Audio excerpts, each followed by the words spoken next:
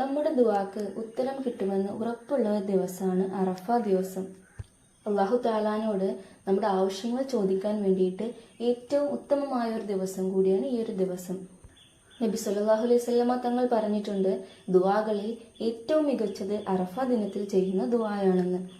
അതുകൊണ്ട് തന്നെ അറഫ ദിനത്തെ പ്രയോജനപ്പെടുത്തിക്കൊണ്ട് നമ്മുടെ എല്ലാവിധ ആവശ്യങ്ങളും ആഗ്രഹങ്ങളും സാധിച്ചെടുക്കാൻ വേണ്ടിയിട്ട് സൂറത്ത് ഇഖ്ലാസിനെ നമുക്ക് ഉപയോഗപ്പെടുത്താം.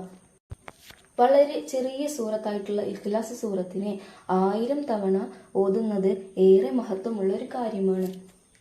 അറഫ ദിനത്തിൽ ഇഖ്ലാസ് സൂറത്തിനെ 1000 തവണ ഓതിയിട്ട് നമ്മൾ അള്ളാഹു താലാനോട് പ്രാർത്ഥിക്കുമ്പോൾ ആ പ്രാർത്ഥന ഒരിക്കലും പടച്ചറബ് തട്ടിക്കളയുകയില്ല.